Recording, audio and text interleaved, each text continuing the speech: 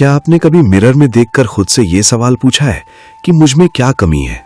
क्या कभी ऐसा लगा है कि बाकी सब अपनी लाइफ में आगे बढ़ रहे हैं और सिर्फ आप पीछे छूट रहे हैं?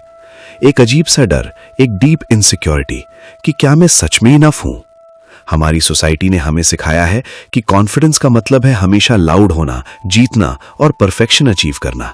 पर सच तो यह है कि हम सब अंदर से डरे हुए हैं। रात को सोने से पहले जो ओवरथिंकिंग शुरू होती है, करियर का क्या होगा, उसने मेरे बारे में क्या सोचा, मैं फेल तो नहीं हो जाऊंगा, ये सब हमारी एनर्जी ड्रेन कर देता है। ये कंफ्यूजन, ये सेल्फ डाउट नया नहीं है। आज से हजारों साल पहले भी एक बहुत काबिल इंसान ने एग्जैक्टली यही फील किया था। उसके हाथ से उसकी स्ट्रेंथ छूट रही थी, पैर कांप रहे थे और माइंड कंप्लीटली ब्लैंक हो गया था। और वहीं से शुरू होती है दुनिया की सबसे एंशिएंट और पावरफुल साइकोलॉजिकल गाइडेंस। स्वागत है आपका जीवन गीता में। आज हम ढूंढेंगे सच्ची सेल्फ कॉन्फिडेंस का राज। आज की लाइफ एक रेस बन चुकी है जहां पॉज लेने का मतलब है हार जाना। सुबह उठते ही दिमाग में एक टू डू लिस्ट घूमने लगती है। एग्जाम्स का प्रेशर, पेरेंट्स की एक्सपेक्टेशंस, करियर में आगे बढ़ने की डेस्परेशन और इन सब के ऊपर कंपैरिजन का जहर। हम सोशल मीडिया खोलते हैं और देखते हैं कि किसी और की लाइफ कितनी परफेक्ट है। कोई नई कार ले रहा है, कोई ड्रीम जॉब सिक्योर कर रहा है और हम वहीं अपने स्ट्रगल में उलझे हुए हैं। ये लगातार कंपैरिजन हमारे अंदर एक कॉम्प्लेक्स पैदा करता है। हम अपने आप से सवाल करने लगते हैं, शायद मैं उतना स्मार्ट नहीं हूं, शायद मेरी किस्मत ही खराब है। ये सेल्फ डाउट हमें एक्शन लेने से रोकता है। किसी नए रिश्ते में जाने से डरते हैं, इंटरव्यू रूम के बाहर हाथ कांपते हैं। ये जो आवाज आपके दिमाग में है जो आपसे कहती है कि आप नहीं कर सकते, ये आपकी नहीं है, ये उस डर की आवाज है जो सोसाइटी ने प्लांट किया है। पर क्या कॉन्फिडेंस का मतलब सिर्फ सक्सेस मिलना है? नहीं, असली कॉन्फिडेंस है फेलियर के बाद भी खुद पर विश्वास रखना। भगवद गीता कोई आम रिलीजियस किताब नहीं है। ये दुनिया का सबसे पुराना और प्रोफाउंड टेक्स्ट है ऑन ह्यूमन साइकोलॉजी। इमेजिन कीजिए कुरुक्षेत्र का मैदान। अर्जुना, जो अपने टाइम का सबसे बड़ा वॉरियर था, अचानक से एक्सट्रीम एंजाइटी का शिकार हो जाता है। उसके हाथ से उसका धनुष गांडीव गिर रहा है। क्या ये सिचुएशन आपको फेमिलियर नहीं लगती? जब लाइफ की सबसे बड़ी चैलेंज सामने आती है तो हमारा माइंड भी ऐसे ही फ्रीज हो जाता है। उस वक्त श्री कृष्ण एक मेंटर और दोस्त की तरह अर्जुन को कोई टेम्पररी मोटिवेशन नहीं देते, वो उसको रियलिटी का आईना दिखाते हैं। कृष्ण जानते थे कि प्रॉब्लम बाहर नहीं, प्रॉब्लम अर्जुन का अपना माइंड है। आज भी हम कुरुक्षेत्र में खड़े हैं। हमारा कुरुक्षेत्र हमारा अपना दिमाग है। गीता हमें सिखाता है कि ट्रू सेल्फ कॉन्फिडेंस पावर या बैंक बैलेंस से नहीं, बल्कि सेल्फ रियलाइजेशन से आता है। चलिए देखते हैं कि गीता के 5 टाइमलेस श्लोकास कैसे हमारे ब्रोकन कॉन्फिडेंस को कंप्लीटली रीबिल्ड कर सकते हैं। गीता के 6वें अध्याय में श्री कृष्ण एक बहुत ही पावरफुल बात कहते हैं, उद्धरेदात्मनात्मनम, जिसका सिंपल मतलब है इंसान को अपना उद्धार खुद करना चाहिए, खुद को डिग्रेड नहीं करना चाहिए, क्योंकि तुम खुद ही अपने सबसे बड़े दोस्त हो और तुम खुद ही अपने दुश्मन हो। ये श्लोक कॉन्फिडेंस का एब्सोल्यूट फाउंडेशन है। हम वेट करते हैं कि कोई और आएगा और हमारा सेल्फ वर्थ बढ़ाएगा, पर कृष्ण क्लियर करते हैं कि बाहर का कोई इंसान आपको तब तक कॉन्फिडेंट नहीं बना सकता जब तक आप खुद को उठाने का डिसीजन न लें। अगर आप बार बार खुद को बोलेंगे कि मैं फेलियर हूं, तो आपका माइंड आपका दुश्मन बन जाएगा। लेकिन अगर आप अपने माइंड को एक फ्रेंड की तरह ट्रीट करेंगे, उसको समझाएंगे, तो वही माइंड आपको बचा लेगा। जब भी नेगेटिव सेल्फ टॉक आए तो उसको वहीं रोको। अपने आप से वैसी ही बात करो जैसे अपने बेस्ट फ्रेंड से करते हो। खुद के मेंटर बनो। अब आते हैं उस रीजन पर जो सबसे ज्यादा एंजाइटी क्रिएट करता है।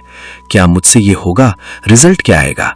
गीता इसका जवाब अपने सबसे फेमस श्लोक में देती है, कर्मण्येवाधिकारस्ते मा फलेषु कदाचन।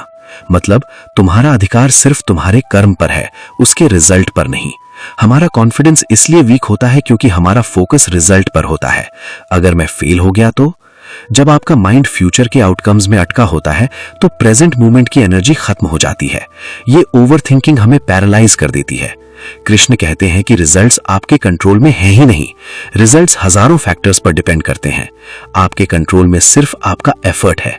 जब आप अपनी पूरी एनर्जी सिर्फ अपना 100% देने में लगाते हैं बिना रिजल्ट की चिंता किए, तो डर गायब हो जाता है। एक्शन में कॉन्फिडेंस है, रिजल्ट की चिंता में डर। अपने काम से प्यार करो, रिजल्ट को यूनिवर्स पर छोड़ दो। जब अर्जुन कंप्लीटली टूट गया था, तब कृष्ण ने एक दोस्त की तरह डांटते हुए एक स्ट्रांग बात कही थी, क्लैब्यम मास्मगमः पार्थ। अर्जुन, इस वीकनेस और कावर्डाइज को प्राप्त मत करो, ये तुम्हारे जैसे वॉरियर को शोभा नहीं देता। अपने दिल की इस छोटी सी कमजोरी को त्याग दो और खड़े हो जाओ। ये श्लोक हमारे अंदर एक करंट की तरह दौड़ना चाहिए। हम सब के अंदर एक वॉरियर छुपा है, पर ओवरथिंकिंग के चलते हमने खुद को वीक मान लिया है। जब आपको लगे कि आप गिव अप करने वाले हैं, तब ये याद कीजिए, कृष्ण आपसे कह रहे हैं कि आप वीकनेस के लिए नहीं बने हैं। ये डर आपका ट्रू नेचर नहीं है, ये सिर्फ दिल की एक माइनर सी वीकनेस है। इसे रिजेक्ट करो, अपने अस्तित्व की पावर को पहचानो। करेज का मतलब डर का ना होना नहीं है, बल्कि डर के बावजूद आगे बढ़ना है। Stand up, face your battles. एक और बहुत बड़ी बात जो हमारा कॉन्फिडेंस तोड़ती है, वो है फेथ की कमी। कृष्ण कहते हैं, श्रद्धावान लभते ज्ञानम। जो इंसान श्रद्धा रखता है और अपने सेंसेस को कंट्रोल करता है, वही ट्रू सक्सेस प्राप्त करता है।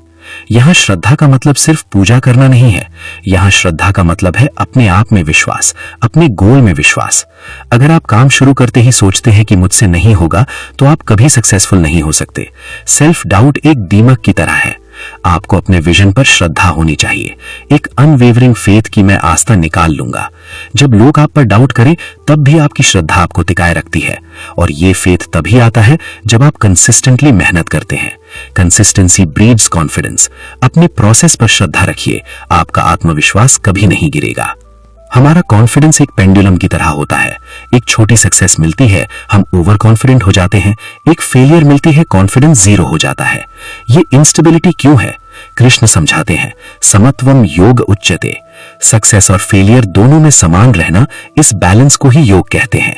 ट्रू कॉन्फिडेंस वो नहीं है जो जीतने के बाद आता है। ट्रू कॉन्फिडेंस वो है जो हारने के बाद भी कम नहीं होता। अगर आपका सेल्फ वर्थ इस बात पर डिपेंड करता है कि किसी ने आपकी तारीफ की या बुराई, तो आप हमेशा इनसिक्योर रहेंगे। स्टेबल कॉन्फिडेंस के लिए आपको समत्वम लाना होगा, यानी प्रेज मिले तो इगोइस्टिक मत बनो और क्रिटिसिज्म मिले तो कंप्लीटली टूट मत जाओ। खुद को एक डिटैच्ड ऑब्जर्वर की तरह देखो। जो इंसान अंदर से शांत और बैलेंस्ड होता है, वही सबसे ज्यादा कॉन्फिडेंट होता है, क्योंकि उसे वैलिडेशन की जरूरत नहीं पड़ती। अब इन टीचिंग्स को प्रैक्टिकल लाइफ में अप्लाई करते हैं। सबसे पहले स्टूडेंट्स, आजकल कॉम्पिटिटिव एग्जाम्स का स्ट्रेस एक एपिडेमिक है। बच्चे डर के साए में जीते हैं। अगर सिलेक्शन नहीं हुआ तो लाइफ बर्बाद हो जाएगी।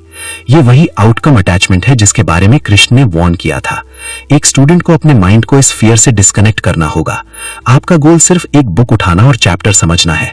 अगर आप अपना 100% प्रिपरेशन में लगा रहे हैं, तो आप पहले ही जीत चुके हैं। मार्क्स आपको डिफाइन नहीं करते। अपना कॉन्फिडेंस अपने स्टडी आवर्स और डिसिप्लिन पर बिल्ड कीजिए। जब आप रिजल्ट का बोझ दिमाग से हटा देंगे, तो आप एक्चुअली बेटर फोकस कर पाएंगे। उद्धरेदात मनात्मनम। अपने माइंड को पढ़ाई में अपना दोस्त बनाइए। जॉब सीख करना और रिपीटेडली रिजेक्शंस फेस करना किसी का भी कॉन्फिडेंस तोड़ सकता है।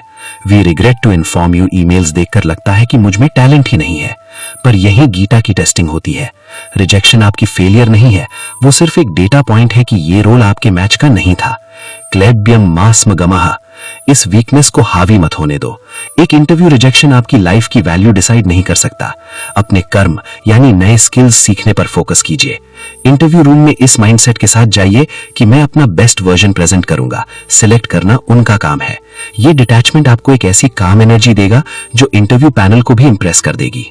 बहुत सारे प्रोफेशनल्स प्रमोशन या नई जॉब मिलने पर इम्पोस्टर सिंड्रोम से सफर करते हैं। उन्हें लगता है मैं यहां बिलोंग नहीं करता। शायद उन्हें पता चल जाएगा कि मैं स्मार्ट नहीं हूं। यहां श्रद्धावान लभते ज्ञानम अप्लाई होता है। अगर आप वहां पहुंचे हैं, तो अपने पास्ट के हार्डवर्क पर श्रद्धा रखिए। आपने वो जगह अर्न की है। खुद को परफेक्शन से जज करना बंद कीजिए। गलतियां होंगी, वही सीखने का प्रोसेस है। जब आप लर्निंग माइंडसेट रखते हैं, तो आपका सेल्फ कॉन्फिडेंस रियल बन जाता है। Fake it till you make it नहीं, बल्कि learn it while you do it. खुद पर ट्रस्ट कीजिए, विश्वास कीजिए। एंटरप्रेन्योर्स हर रोज अनसर्टेनिटी फेस करते हैं। एक बिजनेस खड़ा करना युद्ध से कम नहीं है। फंड्स की कमी, कंपटीशन और फेलियर का डर। एक एंटरप्रेन्योर के लिए समत्वम यानी इक्वानिमिटी सबसे बड़ा वेपन है। जब फंडिंग आए तो ईगो में मत आइए, और जब नुकसान हो तो होप मत हारिए। Entrepreneurship is all about taking action in the face of the unknown. आपको अपने विजन पर इतनी श्रद्धा होनी चाहिए कि असफलता आपको रोक ना सके। अपने कर्म में ऑनेस्टी रखिए। रिजल्ट मार्केट पर डिपेंड करता है। जब एक फाउंडर ये डिटैचमेंट अप्लाई करता है, तो वो स्ट्रेस फ्री डिसीजंस ले पाता है और एक ट्रू लीडर बनता है। हमारी सेल्फ वर्थ सबसे ज्यादा डैमेज तब होती है जब हम टॉक्सिक रिलेशनशिप्स या ब्रेकअप से गुजरते हैं। हम सामने वाले से वैलिडेशन मांगते हैं, गीता सिखाती है कि आपका अस्तित्व पूर्ण है। दूसरे लोग आपकी लाइफ में खुशी ऐड कर सकते हैं, पर वो आपका प्राइमरी सोर्स ऑफ हैप्पीनेस नहीं है। जब आपका सेंटर ऑफ हैप्पीनेस अंदर होता है तो आप इनसिक्योर नहीं होते, और अगर कोई इंसान आपकी लाइफ से चला जाए तो आपको लगता है कि एक्सपीरियंस खत्म हुआ, पर आपकी वर्थ कम नहीं हुई। ये इमोशनल इंडिपेंडेंस आपको बेहद कॉन्फिडेंट बनाती है। ट्रू कॉन्फिडेंस है ये जानना कि चाहे कोई साथ हो या ना हो, मैं अपने आप में काफी हूं। डिजिटल एज में एक नया स्ट्रगल है, क्रिएटर्स और सोशल मीडिया यूजर्स के बीच कंपैरिजन। उसके व्यूज ज्यादा क्यों है? ये दूसरों की हाईलाइट रील देखना आपकी मेंटल हेल्थ का दुश्मन है। कृष्ण कहते हैं कि अपना स्वधर्म निभाना, चाहे इम्परफेक्शन के साथ, किसी को कॉपी करने से बेहतर है। आपका यूनिक रास्ता क्या है, उस पर फोकस कीजिए। एक क्रिएटर जब सिर्फ वायरल होने के लिए कंटेंट बनाता है, वो जल्दी बर्नआउट होता है, पर जब वो प्रोसेस से प्यार करता है तो उसके काम में सोल आती है। कंपैरिजन छोड़ दीजिए। आपकी जर्नी किसी से कंपीट करने के लिए नहीं है,